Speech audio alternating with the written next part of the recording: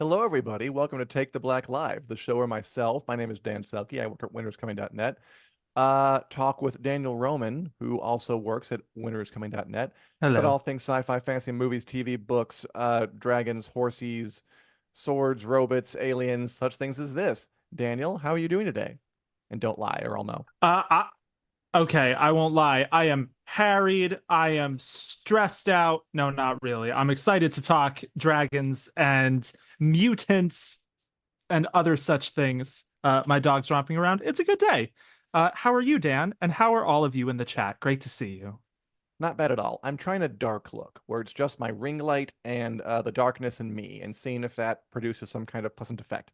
If it does, let me know. If it doesn't, let me know that too. And let's I think get it looks into it. nice. Hey, Julie. Good to see you. All right, Daniel, I thought we'd start this show off.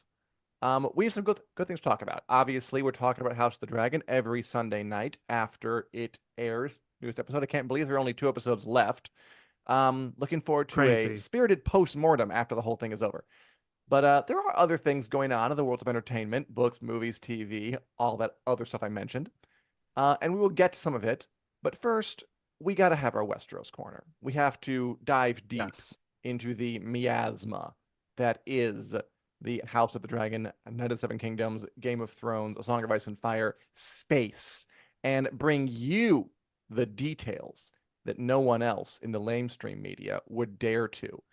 For example, Daniel, House of the Dragon season 2 is almost Yes. over, but I'm happy to say that they are laying some seeds, some dragon seeds, if you will, for what's going Nice. to come later. Yes, This most recent they episode, are. which has had a decent amount of controversy around it, by the way. We can talk about that a little bit Ugh, too, I I hate suppose. it. Um, Yeah. I love it. Had a couple things in it that I think were worth mentioning because they show that the show is trying to plan for the long game in a way that looks more successful than when season one did it. Remember when season one had a Yes. character named Harold Westerling who just kind of wandered off the screen and never came back? Remember when season one had a character named Yes. Laenor Valerian who didn't die the way he was supposed to, and then they had to kind of retroactively like retrofit that later? That was the bad kind of Yes. long-term planning. But this is the good kind of long-term planning. Um, Daniel, why don't you tell us about it before I answer after I answer the question from Noah Lalina. Oh no, yeah, has asked if we've seen episode 7. And I'll just say right now, no, we haven't. They're actually holding back the screeners a bit. We're going to get them, but too late to talk about it on this show, unfortunately. But we'll talk all about it on Sunday. Yes. Now, my other question, Daniel, how Yes. is House of the Dragon setting up what's to come in future seasons? Well, by, as you said, planting seeds, talking about characters, maybe giving us a few teases that could pan out to be characters we expect are coming from the book, but aren't totally sure. Um, I do think it's interesting that you said that this season is doing it more successfully than season one, which I agree with. And I feel like a big part of the difference between what we're going to talk about in this show, which is some of the foreshadowing and things like that they've been putting in, and what they did with the first season is that those two examples you use, so like Harold Westerling and Laenor Valerian, both of those are characters who die in the book, who we fully expect to probably never see again in House of the Dragon. So that was like setting it up by being like, yes, we're going to set something up now that will resolve off screen and we probably won't even mention, which is very different than this season where they're mentioning a bunch of things and teasing things that we very much expect to see play out in future seasons. Um, Perhaps nowhere is that clearer than with Daeron Targaryen, the missing fourth child of Alicent Hightower. And I'm so curious to get your thoughts on this, Dan. So Daeron, he's been alive for a while, but he wasn't mentioned a single time in House of the Dragon season one, to the point where we were all wondering if he was even going to be in the show or if he was being cut out, similar to the way Aegon II's youngest son with Helena Maelor was cut out of the show. Um, but Daeron is going to be in House of the Dragon. It's been all but confirmed. I mean, it has been confirmed at this Oh, point. yeah. And yeah, this latest episode featured a wonderful scene that this image on the screen is from of Alicent Hightower talking to her brother Gwaine and basically just asking what Daeron's like because Daeron went to ward in Old Town with the Hightowers when he was a kid, which I like world building wise that they mentioned that just because it hasn't been talked about a lot. But this is it was a thing that happened in medieval times in Europe, and it's a huge part of George R. R. Martin's Westeros continent in his world that children from some of these noble houses go sometimes to live with other noble houses to strengthen alliances and all that sort of stuff. Uh, um, so I thought that this scene with Alicent actually made the fact that they didn't mention Daeron in season one work better. I won't say it totally fixed it, but I do think it made it a more compelling plot point because it leaned into the idea that Alicent is basically an absentee mother. Um, what are your thoughts on Daeron Targaryen, Dan? Do you think they're setting this up well? Do you want to talk a little bit about who he is? Where you Well, at? I mean, I think, okay, first question. Is it pronounced Dayron? Is that how you say it? That's how Alicent said it, I think. Okay, So I'm trying Dayron. to I'm there. say it like I'm saying it like Alicent said it, but I It's always not said Daeron Darren. Targaryen. Okay. Darren Dayron. Targaryen.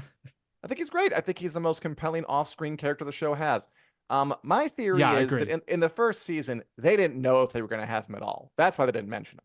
They weren't sure if they were going to be able to fit him in. And then when they broke season two, they were like, you know what? Let's do it. Let's do it. Let's have him. So now they're setting him up. I think Yeah. setting him up very nicely. I like it kind of creates a third man Orson Welles-esque like anticipation. So when he does show Yeah. up, we'll be like, that's him. And when we'll be even more surprised when he's the son of Kristen Cole and has dark hair, which I don't buy is that the at rumor. And all. I'm gonna believe the rumor, I think, until I'm proven otherwise. It sounds like something the show I would do.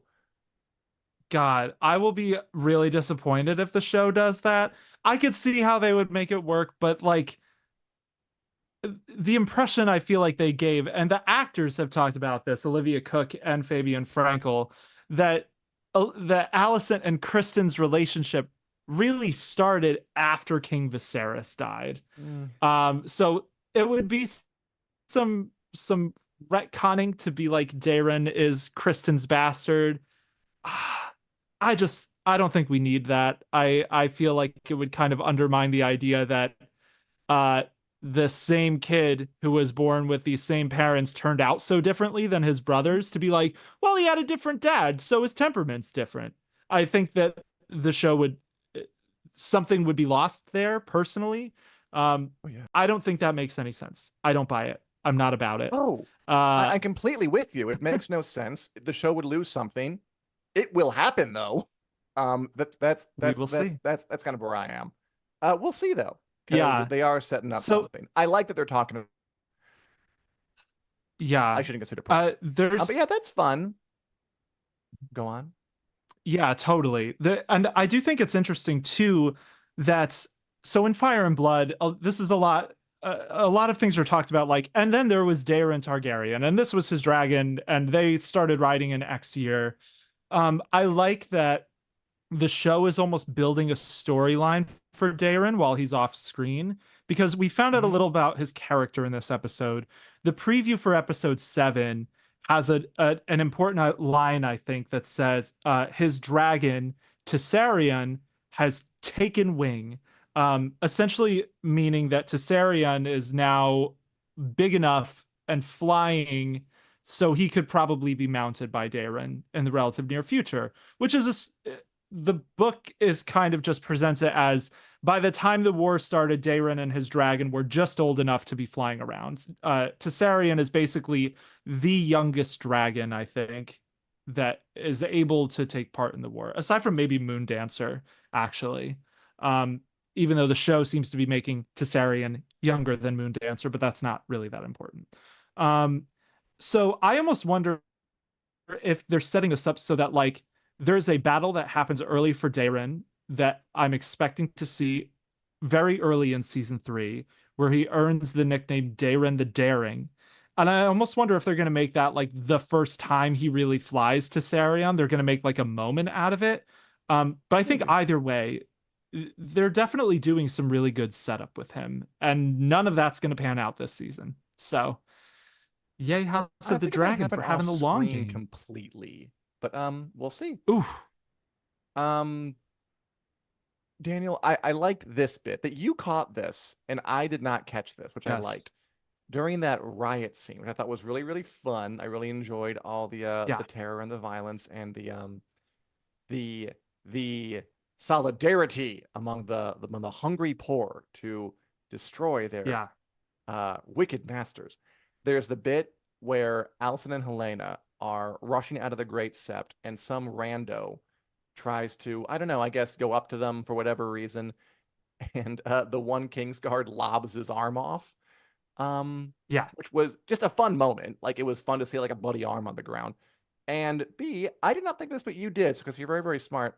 How does that set up something to come in this story? Yeah, so this is not Oh. confirmed. This is fully tinfoil hat theoryville, but I do think it could make a lot of sense. So there is a character in Fire and Blood in the Dance of the Dragons called the Shepherd, who is essentially this story's version of the High Sparrow. He is a beggar who is, sources conflict about his origins. Some people think he was a thief because he's missing his right hand, and that is the punishment for thieving in Westeros. You get your right hand cut off. Um, Others say he was a member of the Poor Fellows, which I believe is part of an offshoot of the Faith Militant, which was outlawed before the time of King Viserys. So this character basically comes in late in the dance, and he starts preaching against the Targaryens to the small folk. And he assembles a very fervent following that basically leads into like one of the single most tragic events of the entire war, and fully upends the balance of power in some pretty insane, horrible, terrifying ways. So the Shepherd, I don't think there's any question that we're gonna see the Shepherd in House of the Dragon. Um, and I think we may have gotten our hint here because this guy, so the actor who played him or who played this character who got their arm cut off in the show, he's a stunt performer because they had to do a bunch of different takes. You can see about it on the House the Dragons Built, which is the behind the scenes documentary for this episode on Max. But the look of this dude, he looks very similar to some of the drawings of the Shepherd. We've got another one that I believe is a piece of fan art, which it lives on a lot of the wikis for this character. There's also this guy, Oh, good. which I'm glad is you brought the it. one drawing of him. Yes, from Fire and Blood. It might be a little hard to see, but he's got a bunch of flies buzzing around him. He's got no shoes. He's got no No hand. shoes. Um, so yeah, I it would make sense, I think, to do an origin story for this character in this way, where we see how he gets maimed, and then he comes back and just absolutely ruins everyone's day because that makes him hate the Targaryens. What do you think, Dan? Is this all too out there? Do you think they were setting this up here? No, I think it's neat, petite, and ready to eat. I think it's really, really neat and tidy. Just sure, lob a guy's arm off and then bring it back later, and then you can point back and say like, "Oh, we saw that guy." I think that's Yeah, a neat little bit of storytelling that I am now convinced is going to happen. Even if it's a different yeah, actor, I think there's cool. convinced it's going to happen. It's really easy to slide in there. Some good Totally. comments around here. Hey, Robert, better late than never. Chris asked, do we think Aemon and Helena will have a child, aka Maelor? I'm thinking no. I think Maelor is cut completely. No. Noah with a really good question. Where is the season sending off on? We're barely into the biggest events of the dance, and this show is apparently going to be 4 seasons long. They better not skip big stuff. I've been thinking about that more and more lately. It is looking more and more like Me this too. season is not going to end on a big honking high note. I keep thinking about what the producer said about like a major battle being moved into season 3 for whatever reason. I don't know, budget, time, Yeah. trying to stretch it out. Um, they might live to regret that because I feel like after a season's been a little bit heavy on setup and we'll say deliberately paced, which is a fun euphemism for slow at times, we could use a big adrenaline shot, and the choice to remove it is, I don't know, maybe not the good one. And yeah, Yeah. I don't really see them getting to like a giant thing by the end of episode 8. I am looking forward to the Dragon Seed stuff. That looks good. I'll save some of my bigger comments for our Yeah. post-mortem. Ooh, like how Yeah. allowed am I on this podcast that's dedicated to pop culture, all things pop culture, sci-fi, fantasy books, and so forth. But Game of Thrones and House of the Dragon to start, to say that I've had some big problems with this season. I mean, I think that's fair. I think you're not alone in that. A lot of people have, I think. I weirdly, I have not really. I've just been really enjoying it. They are making some changes, but I don't know, Dan. You can speak your truth. This is a safe space. Oh, I will say that I really love this last one. And let's address that briefly, because this last episode actually got fairly blasted Yes. online, or at least kind of review bombed is the words that the aging children say, where it was kind of Yes. downvoted on places like IMDb or IMDb for the lowest rating of any episode of the show yet, which surprised me at first because I really liked it. I thought it was one of the better ones they've had this season. I loved the riot. I Yes. loved a lot Agreed. of the conversations. Like I said, I loved the Allison Gawain conversation. I love the Laris Aegon connection. I liked the It Rhaenyra was Mysaria great. connection. What else did I like? Oh, I loved Sir Stephen Darkling getting torched alive by a dragon after he tried so hard to mount Yep. one. I thought it was a lot of good stuff. So I was surprised, and I had two explanations for it. One is that I wonder if this, and this is the more minor explanation, by the way, is that it's a slow pace of the season is catching up to it a little bit. Because I wonder if you couldn't have mashed the last two episodes into one, or at least one and a half. Mainly, I think it's probably because Mysaria and Rhaenyra kissed at the end, and a lot of folk did not like Yeah. that. Um, get your gay out of my dragon show. I I I feel like people are willing to watch a queer character if they're kind of on the side, but making like the main popular one kiss a girl, not unlike Katy Perry, I think may have hit some folks the wrong way and they dogpiled on it because there really isn't any reason to downvote this one in particular, which was pretty solid all around. Yeah, I agree with pretty much everything you just said. I think maybe there's a little bit of that things catching up to it because I did see some people online complaining this one was slow too, and like there's no world where this one is slow compared to some of the other episodes this season. This So is a that good does one. feel a Yeah. little bit like it was a good one. So that feels a little like the mental narrative, kind of similar to The Witcher season 3, where people came out of the gate saying this is so awful, and in reality it was better than, like, much better, Yeah. indisputably better than the previous season. Yeah. Like if you watch them side by side, you can't even compare them. And I do feel like there's a little bit of that with the show is so slow when people are saying that at this point with this episode.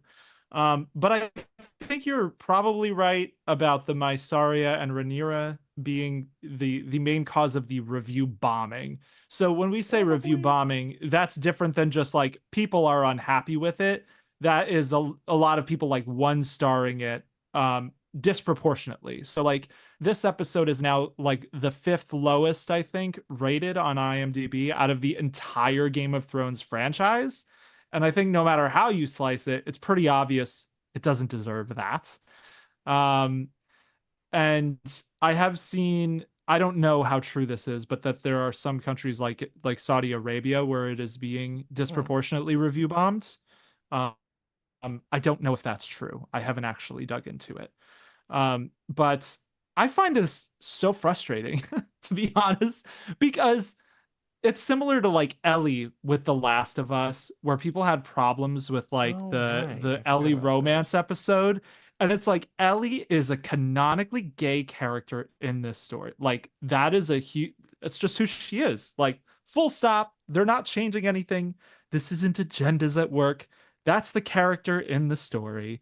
And like, it is similar with Rhaenyra being bisexual. Like, it's strongly hinted in the book that she has at least one romance with another woman, and that she's okay with unusual partnering situations, as we see with Mysaria and another character later that Rhaenyra gives her blessing to.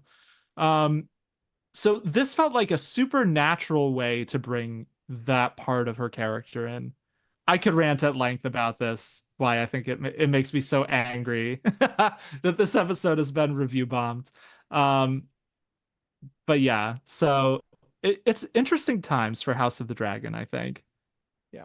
I don't want to discount folk who like say Julie like people are frustrated over Damon. The storyline was boring and going on for too little too Sure, long. I don't want to discount there are issues, but yeah, I I think a lot agree. of this particular one. I think the next one will be a bit of a proving ground. And yeah, I agree. People are upset by the lack of action. I'm upset by the lack of action, frankly. And by the way, when I say Yeah. action, I don't mean fighting. I mean kind of like forward momentum. But we'll see Yeah. what next week brings. Um, beyond Yeah. House of the Dragon, sorry, go on. You would have. I was just gonna say, I do think it is interesting hearing, just talk about how we're a little unsure how it's gonna end, stuff like that. Will it actually end on a high note? Because the Yeah. sowing of the seeds is the one thing we know is coming. After that, the big question is, do they do the gullet? Do they have time for the gullet this season? No, And it seems like absolutely the not. answer is no. I don't know how, if they do King's Landing, the fall of King's Landing before the gullet no longer makes sense. So I don't know how they're going to make all that. It's a huge question what they're going to do with the finale for everyone, I think, at this point. I know Um, what they're gonna do. but They're I gonna do the Battle of the Red Fork. They'll make a big deal out of it. And the big things will that's be conversations between Rhaenyra and Daemon, and then Rhaenyra and a mystery character who I don't want to reveal. But that's what this finale will be. It's yeah. not going to have a big like that kind of big thing, which is is Yeah, is I is think is, is kind of too bad. yeah, I mean, making the red fork, I mean, I guess they save dragon budget because unless they put Caraxes there, there isn't, I don't think, even a dragon at the red fork battle. So I'm sure they'll change that so that there is one, because otherwise there's not going to be any dragons really. Um, man, that's a choice. I don't know how I feel about that choice. That's interesting to me to center probably the least important battle in the whole Dance of the Dragons as the finale of season two. But we'll see what happens.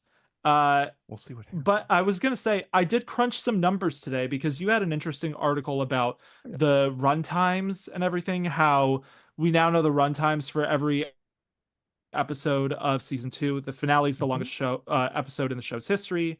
Um, I crunched some numbers because I was curious. So even though this season has longer episodes, it's 8 episodes instead of 10. They're on average a little longer. Um, we're still about 77 minutes shorter for season two than season one. So Oh that's a man. pretty. It's basically like almost an episode and a half of difference. Once you like compare all of the run times and add and subtract and whatever. I really hate this. I think if we're really seeing that this is a show that needs the 10 episodes, because if two more episodes would have gotten them to the gullet, you know what I mean? Mhm. Like, oof, no doubt that would The have been a Gullet better and King's ending. Landing. But Yeah. I the One of those gullet, things. yeah, It's an yeah. interesting maybe would have been watching it later. But yeah, it's curious. Maybe we'll find out some Yeah. way.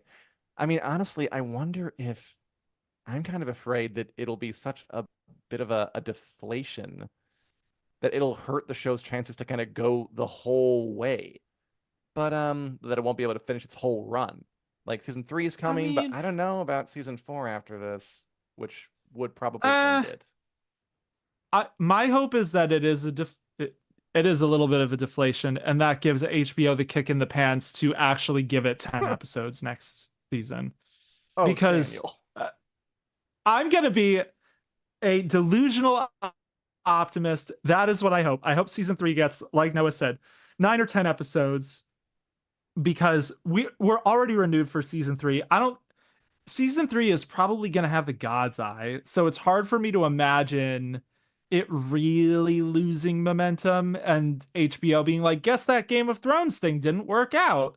Um, I can't imagine them pulling the plug on this show. You So, have so much Bushmaster. faith in big corporations. I'm shocked. Of course they would pull the Well, plug not if it wasn't doing huge numbers.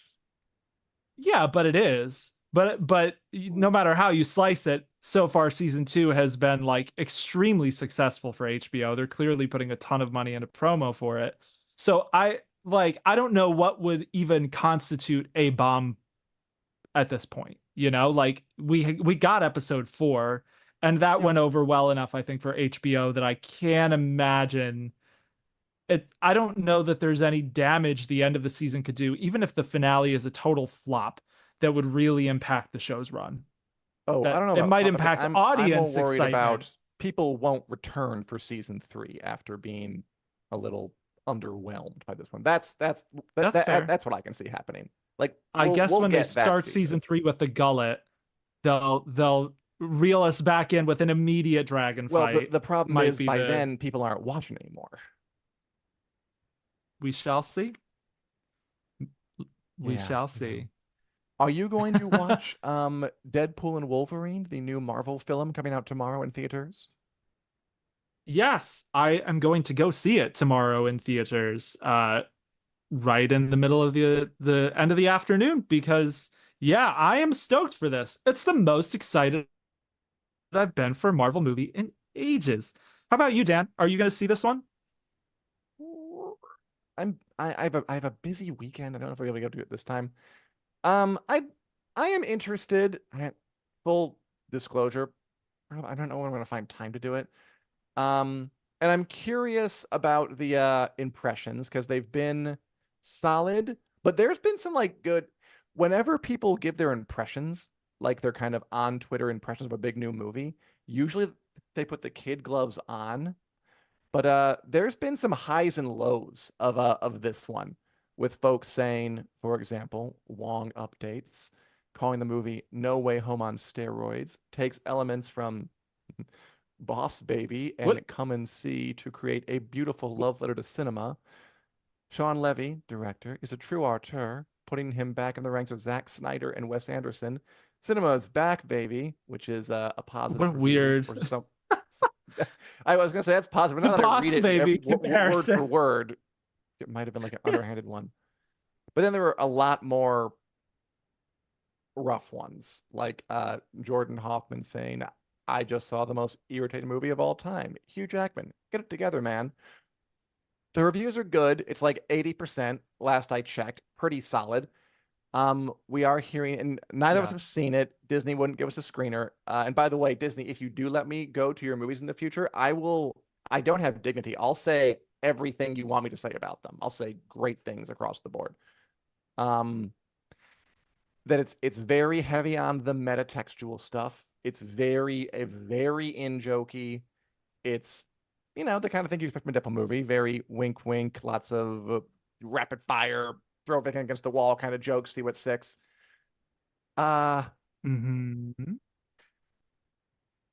I wonder if that is the kind of thing that they can build into a wider Marvel Cinematic Universe. Because if you ask me, they should just embrace making movies like this discrete events and not try, at least for a while, to build out a big universe until people have kind of calmed down and are ready for that kind of thing again. Because this does feel like an event. They've really It used the does. star power of Hugh Jackman and Ryan Reynolds really well, and all the marketing. They've been out in front in a big way. People are going to be very, very curious. I'm sure it'll make a ton of money. My prediction is that it'll be a big hit, and then it will kind of diminish in our minds fairly quickly because it'll be a little watch it, have Hmm. fun, and not think about it again. Disposable. But I am glad it's going to make money for Disney. Yeah, I mean, I haven't seen it. certainly the I don't know what to say trend about it. of the recent Marvel movies would say that that is probably going to be the case because I think that has been the case much more than it hasn't because they've just been putting so much out that a lot of it has gone the way of we watched this, it was a thing, and now we can forget about it.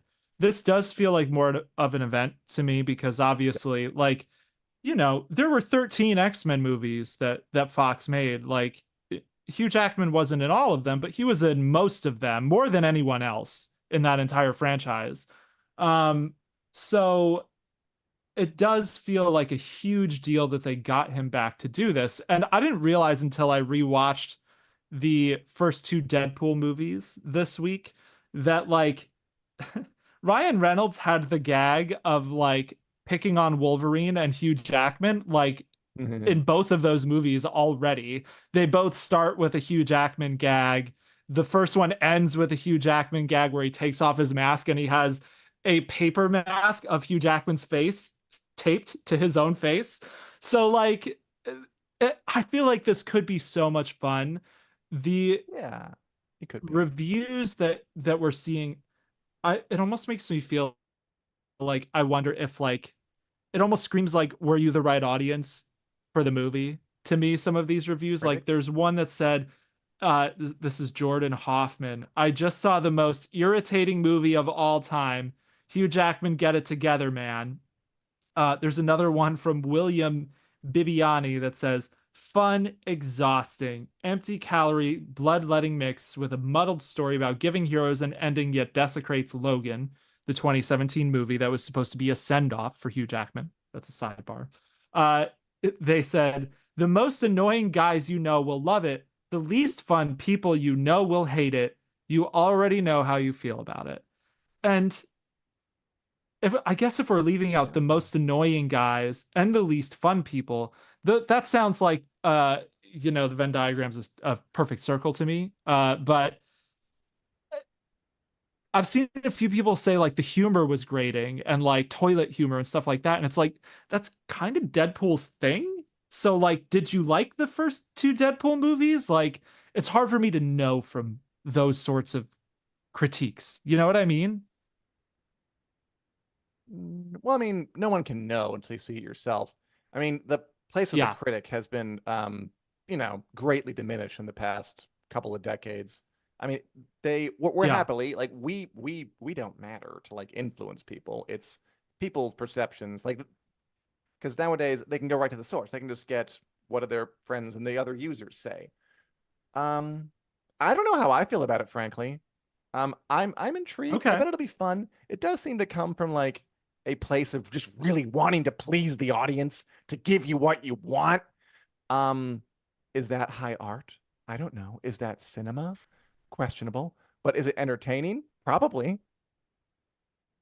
Yeah, I think it'll be an interesting question of how much the movie feels like that versus how much it feels like a thing they really like Ryan Reynolds Yeah. really wanted to do because it really does come across in the older Deadpool movies like he would have loved the team up because he's just cracking jokes about Wolverine all the time. His first actual appearance as Deadpool was in X-Men Origins Wolverine, Hmm. and they messed up Deadpool so bad that he in Deadpool 2 in the post credits he goes back and assassinates that version of Deadpool through timey-wimey shenanigans. So it does feel like there's an element of like are they giving the audience what they want? Maybe, but it almost feels more like they're giving themselves what they really want because they've wanted to do this really outrageous passion project for so long. So I'm optimistic. But I we've think been it'll be hurt by fun. Marvel before. I, Yeah. I think it'll be fun. I mean, at that level, especially with Disney, Marvel, with this kind of money, like 200 million involved, unless your passion is making the most money possible, there really isn't like a passion project. Like I'm not sure if it can be. It's so melded, like kind of corporate interests and the artistic side of the business are Disney's so good at making them one that it's kind of hard to Yeah. separate them for me. But I think That's it'll be entertaining, and I think it'll be a hit, which is one of the things that matters the most. And Julie, did you say you were going to see it on yeah. Saturday, but you couldn't? Um, was it out last Saturday in Australia? That'd be cool. It's coming out tomorrow Uh, here stateside. I don't know if you've seen, but Hugh Jackman and Ryan Reynolds just today did a gag video about why they're not going to Australia on the press tour. So that's out there for Oh, anyone who's curious.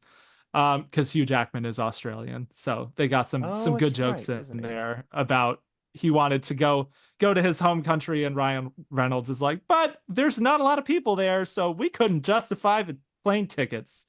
Um, yeah, I think. Oh, yeah. Oh, Julie says it it came out did? last Thursday. Hugh Jackman, man, pulling the Australian strings to get it out there early. I didn't know he was Um, Australian. Very right. cool.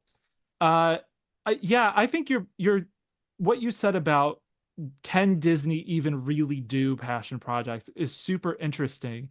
And I think this will be probably the movie that answers that to a degree, because I think the first Deadpool undeniably was one, and that was a Fox movie. Ryan Reynolds had been trying to get it made for years.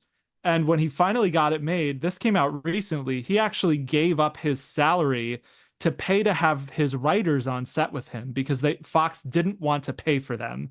Oh no. So, well, I mean, how many actors would do that? It is, I think it If they speaks already to the have tens passion of of the millions of project. dollars, I'd figure a lot.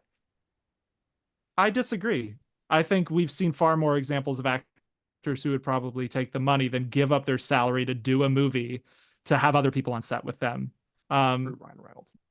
it's a testament to how much Ryan Reynolds wanted to get that movie made. And there is a He did. lot of stuff out there about the journey for him in getting Deadpool 1 made. So I don't think there's any question that the first two Deadpools were passion projects. The question is, can that passion survive when it has Disney money and Disney execs behind it? I don't want to crap on Ryan Reynolds. I think he's very talented. I think he's a little bit kind of like Brandon Sanderson. Where's this going? In that Hmm. I think he's really talented as a businessman. And again, I don't know him. I think he's a really interesting figure, good actor, all that stuff. Again, he's someone who's perfect for this because his his passion for art and his passion for making a giant hit are so close as to be almost inseparable to me. I Hmm. think, and you see in the kind of projects he chooses, like he hasn't gone and done like small, intimate indie dramas or anything with all his success. He's gone Deadpool to Free Guy to other kind of big tent poles. Like, I think he's very smart. I think he's very savvy. But Hmm. when talking about things like it was passion project, I think it's a passion project with a business plan. I think it's a passion project with a long-term road to extreme profitability. I think that's why he's such a success because he doesn't just do things because he thinks they're going to be artistically clean. He does things because he thinks they're going to be hits. And nothing wrong with that, but I do think it's a little different than what we usually give like a passion project. Like, Francis Ford Coppola um trying to make Megalopolis with Adam Driver with about his own like crazy wacky ideas about what if he could stop time and I'm going to pop up the Roman Empire. That's a passion project. Deadpool Okay. making a movie about an incredibly popular superhero that he knew he could make popular. He knew people would fall in love with him if only they gave him a chance to see him. I think it's passion mixed with savvy. So I think it's a little different, but I think it's really interesting. Sure.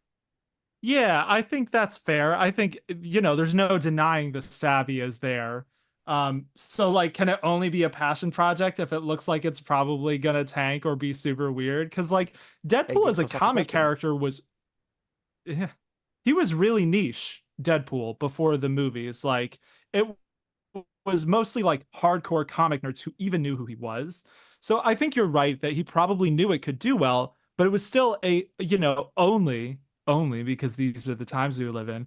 Deadpool 1 was had a budget of 58 million and he had to fought for years to get it made. He did.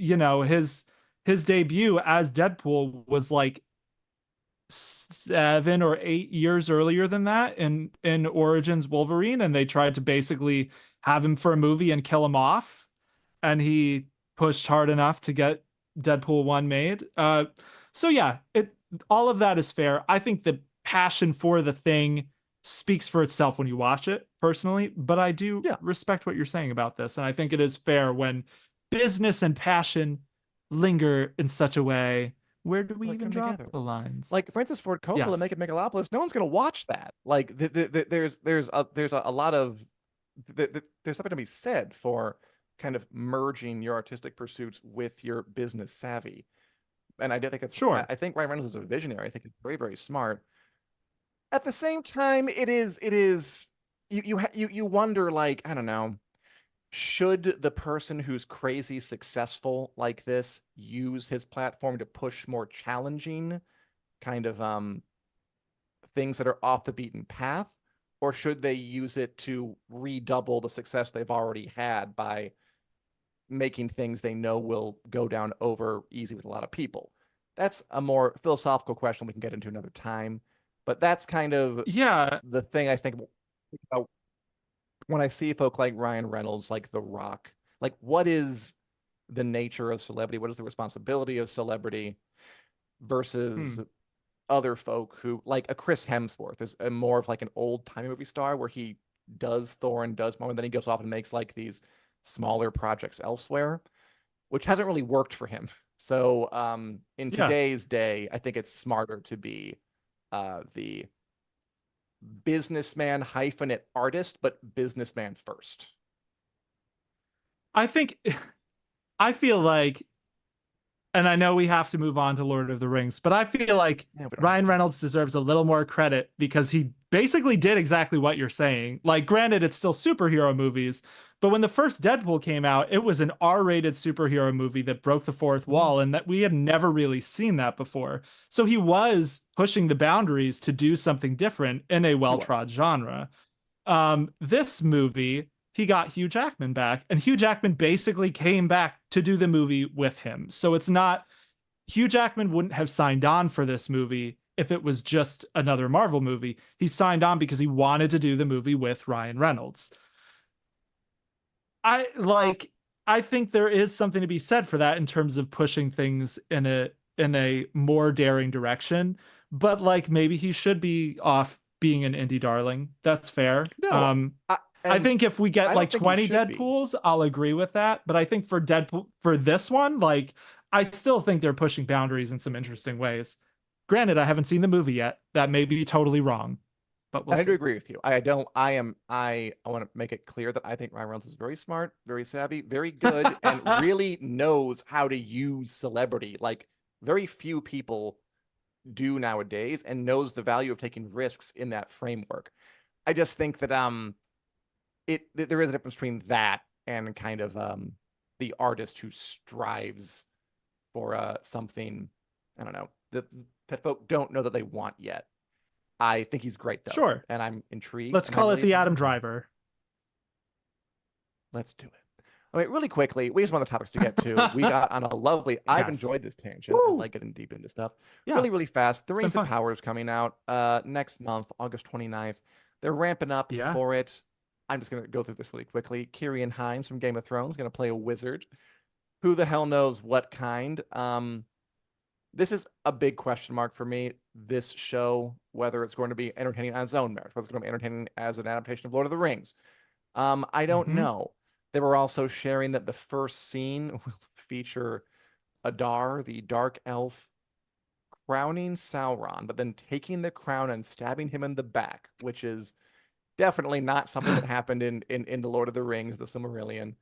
But they're very off the beaten path, and that could be a lot of fun, or it could be a $500 million pay on to hubris. And I'm looking forward to Yes. seeing which it is. Yeah, aren't we all? Yeah, Rings of Power has been announcing a few new cast members in the recent weeks, a lot of smaller parts. But obviously Kieran Hines, Mance Raider. It'll be cool to see him with a big goofy beard playing a wizard. He's always excellent, so you know he's going to be good, but will Huh. Rings of Power be good?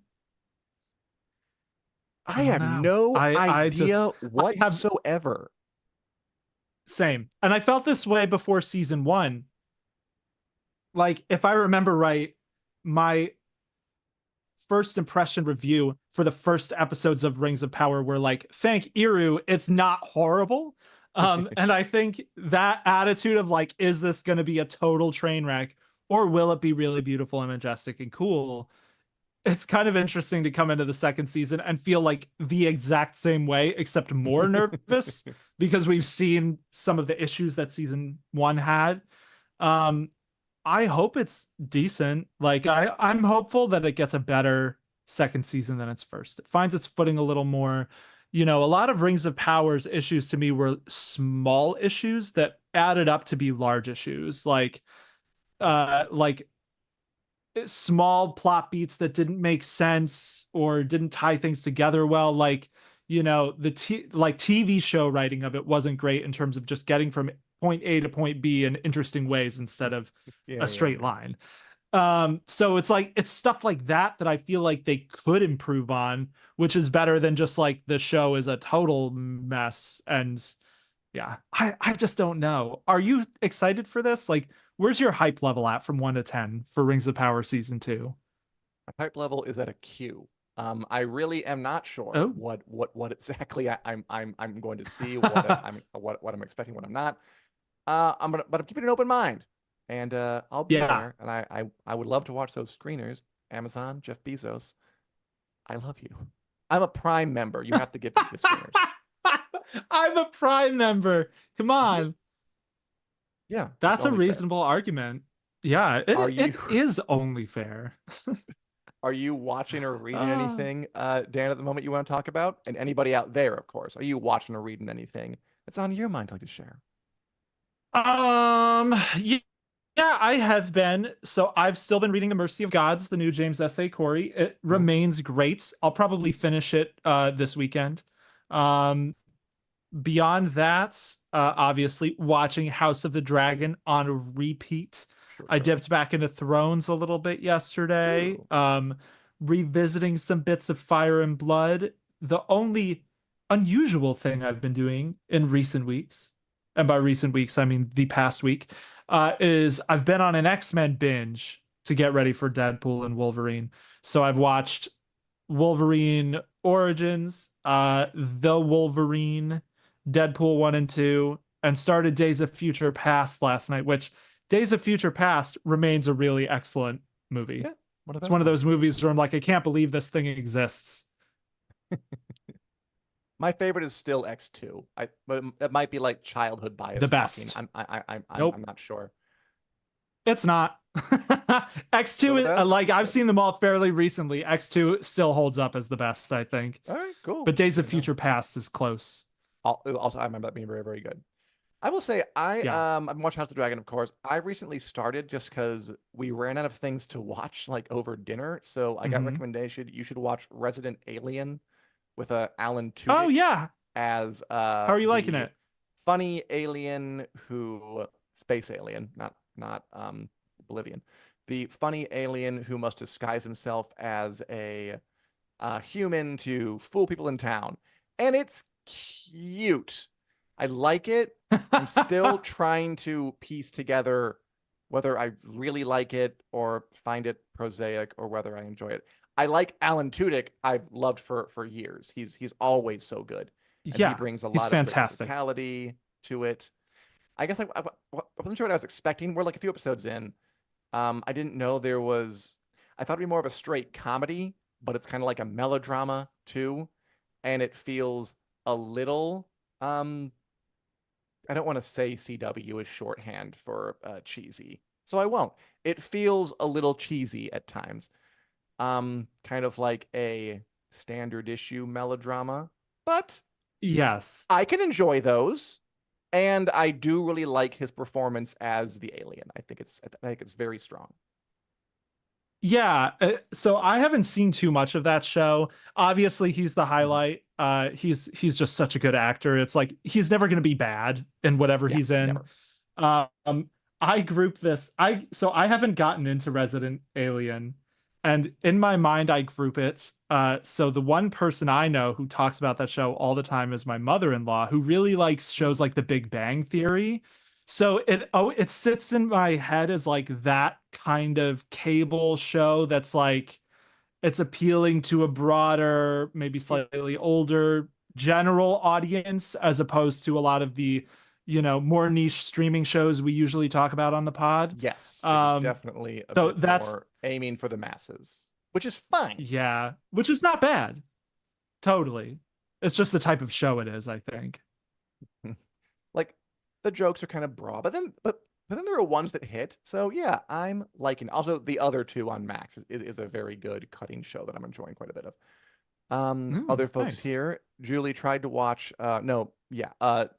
Those About to Die on Peacock, the Gladiator show with Anthony Hopkins starring as the Emperor, and What? Ewan Ryan, Ramsey Bolton as somebody. Yeah, I heard press is not been great on that show. Too bad because it looks like Mm. they really went all out to, rent the chariots and whatnot. I haven't watched it. I've heard I haven't heard the best of things, and I'm sorry you didn't like it.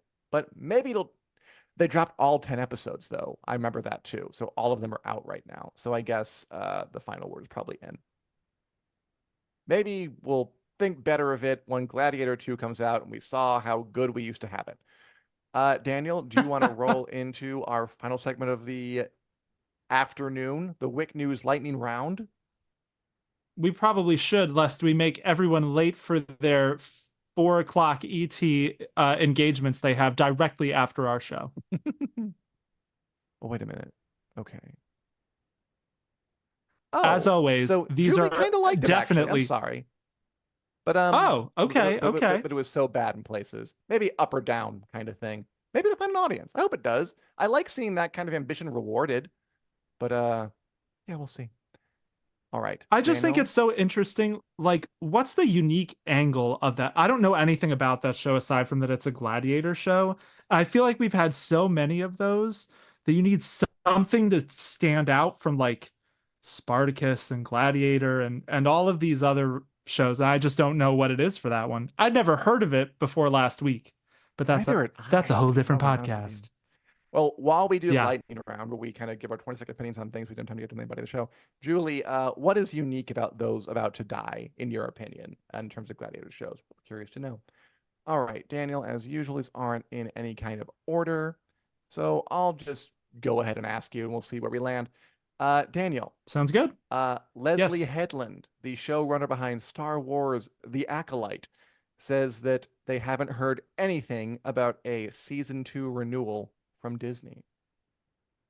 I think that's not surprising given how divisive it was. A show has to really be doing gangbusters to get an early renewal in today's day and age. I hope, as much as I thought The Acolyte was pretty mid, I do hope they get a second season because they left a lot of plot threads hanging. Like, it's obvious they were hoping they might get one. So Yeah. for that reason, I hope they get one, but no word yet. Um, ooh, but shows that are getting another season that we'll even get to watch in the next few months. The final season of What We Do in the Shadows drops October 21st. Come on. I really like the show. I always have. This has been a rock solid Oh, good. sitcom.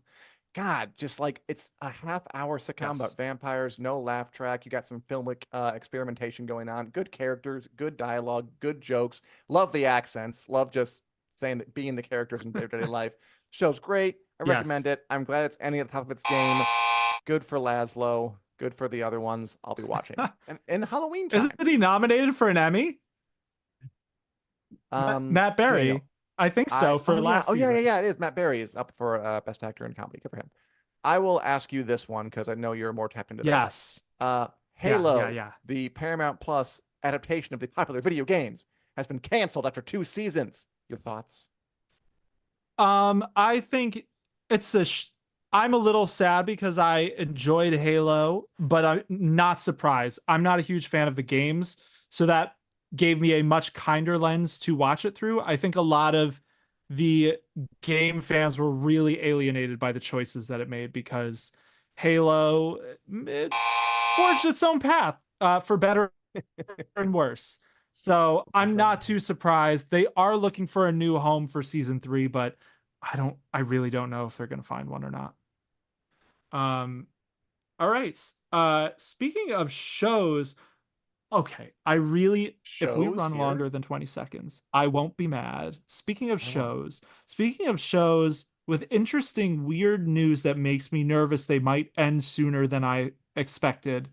The Sandman is apparently filming scenes from the penultimate volume of the comics for its second season. What do we make of this? Yeah, which suggests they were wrapping the show up early because there's like a lot of volumes to film before they get to this part.